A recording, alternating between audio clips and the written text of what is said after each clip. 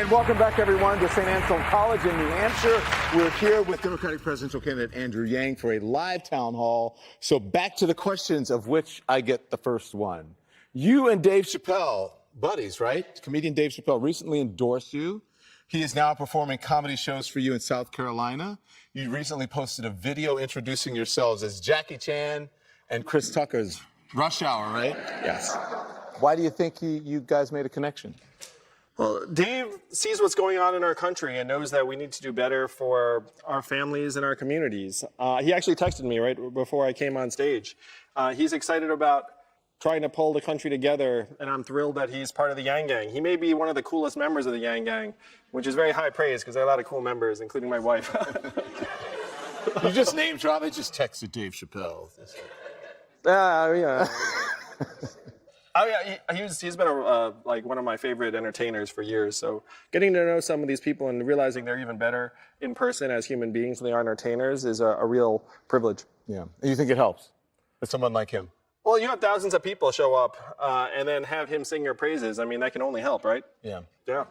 They say people often learn through comedy, right? The truth is often spoken in jest. People learn things through comedy. It's easy. It's more palatable. It goes down easier, right? When someone's not preaching to you. I mean, if you look at people like Trevor Noah and Jon Stewart and John Oliver, I think that comedians are some of our foremost thinkers and educators at this point. And that may or may not be the best thing for the country, but here we are. It's 2020. You have to, you have to use what you have out there in terms of reason and humanity. All right, cool. Let's bring in the audience back in. Emma Goulet is here. She's a student at St. Anselm College, and she is still undecided as well. Hi, Emma.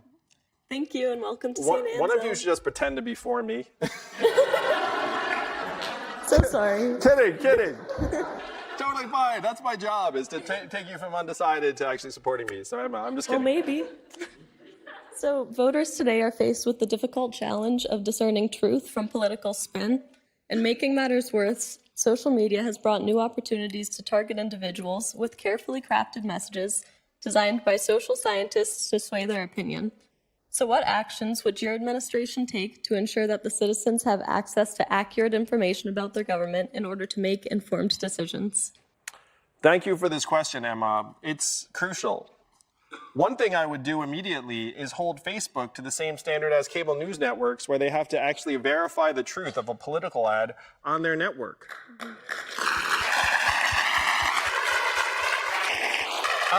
And to me, it's unfathomable that they don't realize that they are the largest disseminator of information to the American people, and they have many times the resources of any other media organization. The fact that they don't take responsibility for the truth of political ads on their network is beyond me. That would be a very, very big step forward.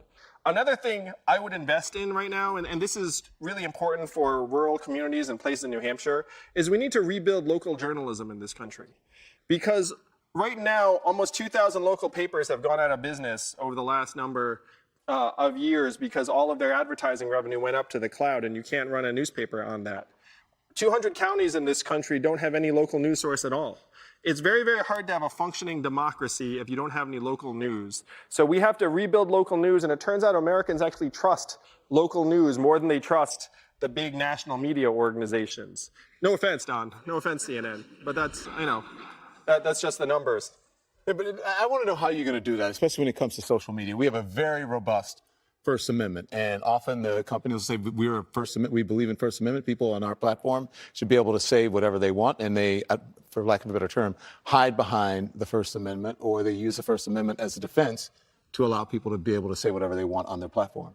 To me, it's such a cop-out, Don. And CNN, which is a network with much lower levels of resource than Facebook, has taken the responsibility and said you can't have a false political ad on our network. So Facebook can solve this problem, and I'm just going to tell it like it is. Do we think that they would be taking this stance if they would make more money by actually double-checking the truth of these ads as opposed to right now just accepting them?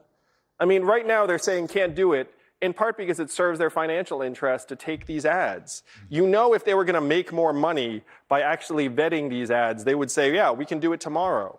So we need to make Facebook own up to its responsibility as a mature company and get away from this total cop-out that they're like, we're not a publisher, we're a platform. Are you kidding me? You're the biggest publisher in the world today, and you need to start acting like it. You need to start acting like a grown-up company. Does that go for Facebook and Twitter? For all social media, yes? Yes, it does. And So Twitter actually already said they weren't going to do it. So if Mark Zuckerberg or someone, whoever that runs Twitter, was endorsed, if they're watching, especially Mark Zuckerberg, what do you say to him right now? Say, Mark, your company is contributing to the disintegration of our democracy. If you're an American and a patriot and you care about the country your kids will inherit, then you need to have Facebook step up and say there will not be untrue political ads on your platform. You said you're going to make them. You said you're going to make them. What do you mean by make, Mr. Yang? Well, my first preference is to sit down with a major organization like Facebook and say, hey, do the right thing. But if they don't want to do the right thing, then we have a legislature for a reason. We should just pass a law saying Facebook should not have verifiably false political advertisements on their platform. And if they do, then they should pay a penalty accordingly. All right. Back to the audience. James Beaudry, he is on the board of St. Anselm College Democrats, and he says currently he is supporting Mayor Pete Buttigieg.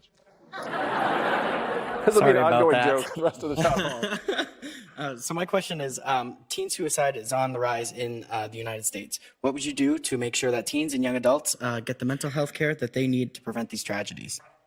Thank you for this question. I am so passionate about addressing the mental health crisis in our country. My brother's a clinical psychology professor, so I know that we can do much, much more for people who are struggling. We need to invest in counseling and therapists at the high school level at a minimum, make it so that if you do have struggles, you have a resource you can go to. I'm going to tie back in technology to this phenomenon because the mental health crisis we're seeing among young people right now, anxiety, depression, antisocial impulses, spiked when we got smartphones and social media apps into teenagers' hands. And I was a very awkward, introverted 12-year-old kid, not that you can tell now, I don't know. But when I was 12 years old, if I went home and closed the door, I felt like I was alone. Today, if you're 12, you close the door, you feel like your classmates are still in the room with you because you can take out your phone and see what they're talking about and saying at every moment. You know who doesn't let their kids use these social media apps and smartphones? The folks in Silicon Valley who made millions of dollars off of them. If you ever want to go to a screen-free environment, go to Silicon Valley. You will find there are no screens in sight for kids below a certain age. So if we want to address the mental health crisis in our young people, we need to get therapists in place and counselors. We need to destigmatize these struggles at the highest level. I would have a psychologist in the White House. I thought that was a good idea even before the current administration. But it just sends a very clear message that we all struggle and that will encourage people to step forward. We also do need to get into the guts of these social media apps and let these companies know that the mental health of our kids are more important than their profits. Listen, another issue that affecting mental health for many Americans, substance abuse. You not only want to legalize marijuana, but you also want to decriminalize small amounts of opioids like heroin and fentanyl. I mean, even Senator Bernie Sanders has made it clear, and I quote here, he says, marijuana is not the same as heroin. What do you say to voters who think that this is a bridge too far? Well, it was a high school student who told me that his classmates have fentanyl patches on their shoulders and they're already addicted. They'll never seek help because it's an illegal substance. So he said, what are we going to do for them? And the fact is this epidemic, this opiate plague that has been tearing apart your communities here in New Hampshire for years is a plague that our government facilitated, essentially. Purdue Pharma dispensed millions of OxyContin prescriptions, marketing as a non-addictive wonder drug, to the point where there were more opiate prescriptions in the state of Ohio than there were human beings in the state of Ohio at one point. And our government signed off on that and said that's okay. And we're still struggling with the impact to this day. So the question is, how are you going to help your people actually get better and stronger and get off of these drugs? First, you have to get back all the blood money from Purdue Pharma and the other drug companies, take all the billions of dollars away and say this is going to be a down payment on treatment for our people to help them get stronger and better. But the second thing you have to do is you have to say to our people, look, this is not an individual failing. This is a plague that our government essentially helped happen. It's a plague of hyper-capitalism run amok. And if we catch you struggling with drugs, we are going to refer you to counseling and treatment and not to a prison cell. This is what other countries have done. It has reduced substance abuse rates and overdose rates. And this is what we should do in the United States of America. I think Bernie's wrong on this. So here's when people hear decriminalize, I would think that they think legalize. That's not what you mean. There's a difference between decriminalizing and legalizing a substance. You don't want to legalize No. heroin. You don't want to legalize fentanyl. No. Right? So explain the difference. What do you mean? What you do is you say to your police departments, essentially, we should stop prosecuting this crime if someone's an addict and has drugs below a certain level. If they're a dealer, if they're profiting, they go straight to jail. But if they're struggling with addiction, they should not be heading to jail. They should be heading to counseling and treatment. And we should have safe injection sites so that if someone actually is trying to recover, they have someplace they can go. It was here in New Hampshire where an EMT told me that he saved someone from overdosing 1 week, and then what's he doing the following week? Saving the same person in the same place over and over again. And then one time he gets there and it's too late and that person's dead. And it was literally the 4th or 5th time that he had to save that individual in that apartment. And he said to me in an impassioned way, we need someplace for that person to go after I save them so I don't have to try and save them again the following week. But you know it doesn't just affect that individual. It affects the entire family.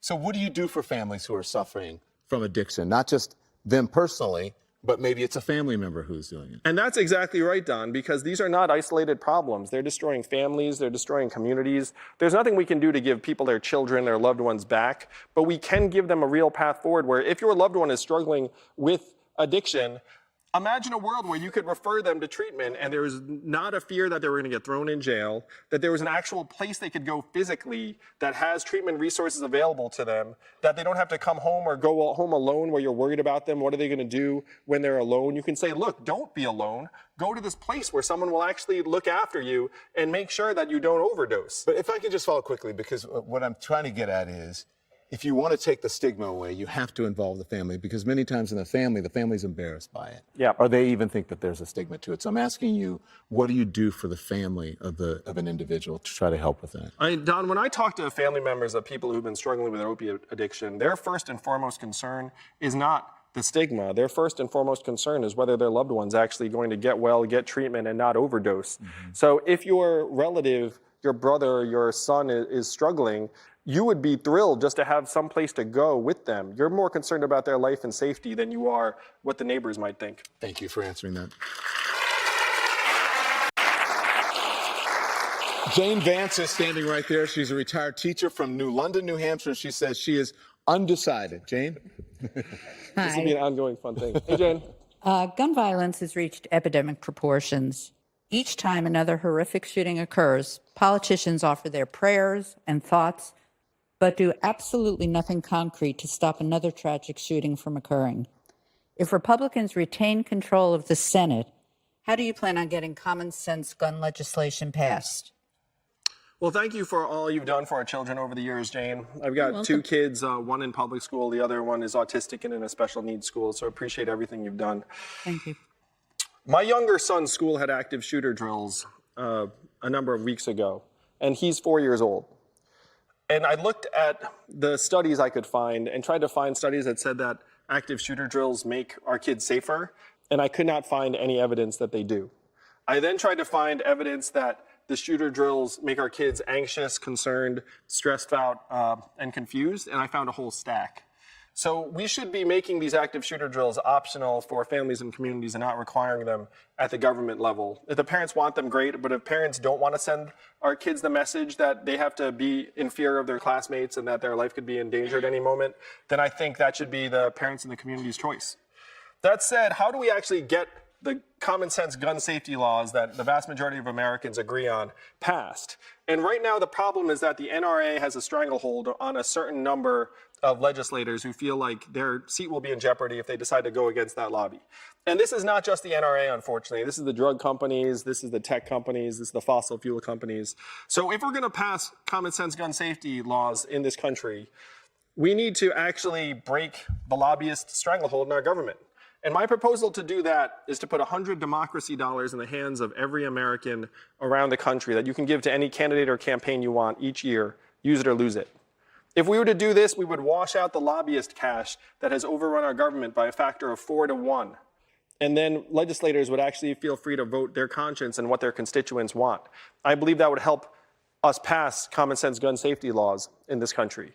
I also think there's a lot we can do even as we're trying to get those laws passed, because there's a whole string of causes that contribute to gun violence in our communities. We have to face facts that 98% of the shooters we're talking about in the school environments are boys. We have a real boy to men problem in this country. And as the father of an autistic son, I know if you have the wrong boy in the wrong school, very bad things can happen, generally just to that boy and his family, but sometimes something that's external in the community. And too many of our schools don't have appropriate resources for kids who are neurologically atypical or struggling, and they get pushed to the side, particularly boys who are in this position. Right now, the United States Congress funds 15% of special needs education resources for our kids. I want to take that to 100% and get this burden off of communities. I want to invest in a mental health infrastructure. I want to try and decrease the supply of guns in our country through a perpetual evergreen buyback that is in effect. So anytime a gun owner wants to sell a gun, they can just sell it back to the government to try and get the supply down. And then I want to offer every gun owner in the country a complimentary personalization upgrade where only they can fire the gun based upon their palm print and the size of their hand. This way, if the gun gets, let's say, taken by their kid, then it's useless because they can't fire it. And if you're a gun owner, you actually kind of like this personalization upgrade because it makes your gun cooler. It's like a James Bond personalization. You like show your friends being like, only I can fire this, but it also makes us all safer. So there are things we need to do to try and attack the gun violence problem at every level, from our families, our schools, our mental health infrastructure, the supply of guns. But you're 100% right.